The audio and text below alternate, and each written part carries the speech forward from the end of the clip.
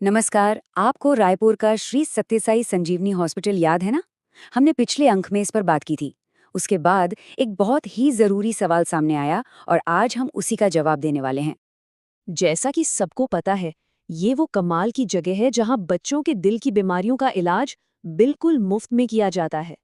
तो हुआ ये कि जब हमने इस हॉस्पिटल के बारे में बताया तो बहुत से लोगों ने एक बहुत ही प्रैक्टिकल सवाल पूछा।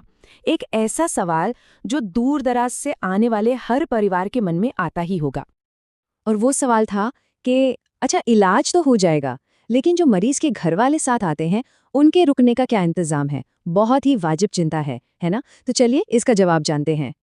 तो देखिए, इस बड़ी समस्या का हल कहीं दूर नहीं है, बल्कि हॉस्पिटल के बिल्कुल सामने ही मौजूद है। जी हाँ, परिवारों की मदद के लिए एक बहुत ही बढ़िया व्यवस्था की गई है। और वो व्यवस्था है एक धर्मशाला।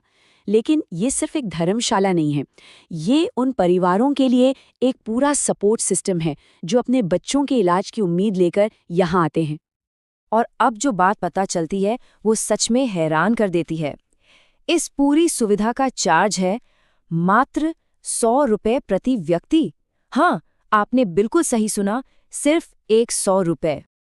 और सोचिए जरा, इन 100 रुपए में क्या क्या शामिल है। एक इंसान के लिए पूरे एक दिन और एक रात का रहना, 2 टाइम का बढ़िया खाना, और तो और 2 बार चाय नाश्ता भी। मतलब ये वाकई में एक पूरा पैकेज है। तो अब मन में ये सवाल आएगा कि भाई, इस बेहतरीन सुविधा का लाभ उठाया कैसे जा सकता है? इसका प्रोसेस क्या है? प्रोसेस को ना एकदम सिंपल रखा गया है। बस 2 चीजें चाहिए। एक तो मरीज की हॉस्पिटल वाली पर्ची, जो इस बात का सबूत है कि इलाज चल रहा है, और दूसरा अपना आधार कार्ड। बस इन 2 डॉक्यूमेंट्स के साथ परिवार वालों को वहां रुकने की इजाजत मिल जाती है।